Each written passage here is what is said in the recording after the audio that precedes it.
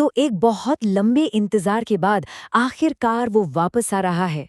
भारत का सबसे बड़ा डेटा कलेक्शन अभियान यानी हमारी राष्ट्रीय जनगणना।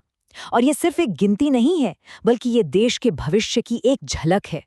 तो चलिए इसी में थोड़ा और गहराई से उतरते हैं। 2011 के बाद अब 2027 में होने वाली ये जनगणना कई मायनों में ऐतिहासिक होने वाली है। तो सवाल ये उठता है कि आखिर इस बार ऐसा क्या खास है, ऐसा क्या अलग होने वाला है जो पहले कभी नहीं हुआ? तो सबसे पहले आइए यही समझते हैं कि क्यों इस जनगणना को भारत के डेटा कलेक्शन के इतिहास में एक बिल्कुल नया अध्याय माना जा रहा है। ये भारत की 16वीं राष्ट्रीय जनगणना होगी। सोचिए, एक ऐसी परंपरा जो हमें लगातार ये समझने में मदद करती है कि हमारा देश कैसे बदल रहा है।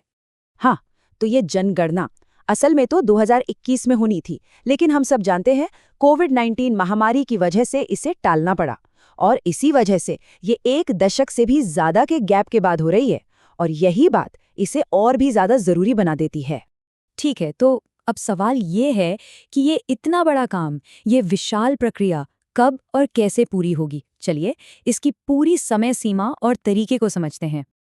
देखिए, पूरी प्रक्रिया को 2 मेन फेजेस में बांटा गया है। पहला चरण, जो अप्रैल से सितंबर 2026 तक चलेगा, उसमें होगी हाउस लिस्टिंग, मतलब घरों की गिनती और उनमें क्या-क्या सुविधाएं हैं इसकी जानकारी।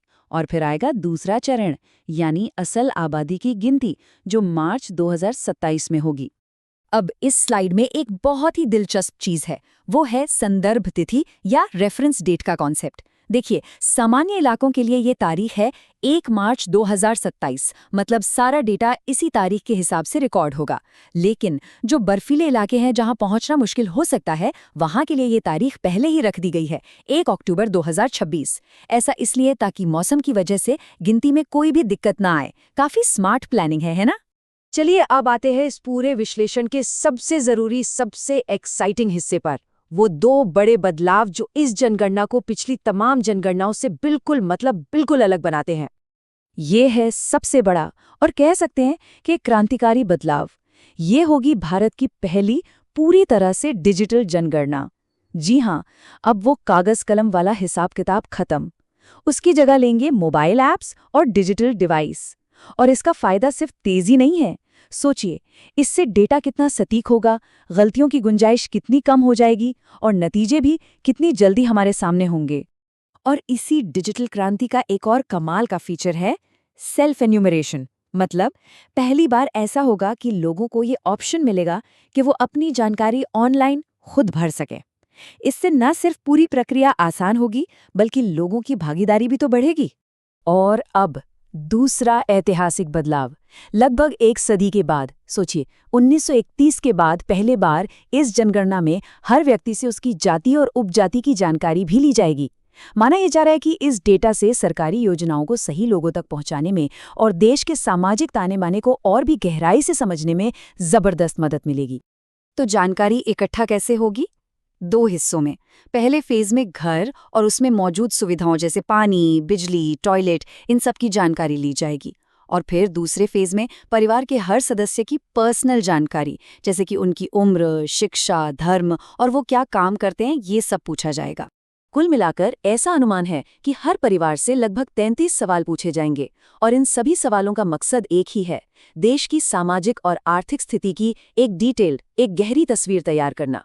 तो ठीक है, ये सब तो हो गया कैसे और कब, पर सबसे बड़ा सवाल तो ये है कि क्यों? आखिर इतनी मेहनत करके ये सारा डेटा इकट्ठा किया ही क्यों जा रहा है? इसका देश पर और आम नागरिकों पर क्या असर पड़ता है? इसका असर सीधा हमारी रोजमर्रा की जिंदगी पर पड़ता है। यही डेटा तो तय करता है कि किस इलाके में कितने स्कूल बनने हैं या कहाँ नए अस्पताल की जरूरत है। सारी सरकारी योजनाएं इसी के आधार पर बनती हैं ताकि उनका फायदा सही लोगों तक पहुंचे। अरे, यहाँ तक कि लोकसभा और विधानसभा की सीटों का भविष्य वो भी इसी डेटा पर टिका होता है। एक तरह से ये देश के विकास का ब्लूप्रिंट है। तो अगर इसे आसान शब्दों में समझना हो तो जनगणना 2027 क्या है?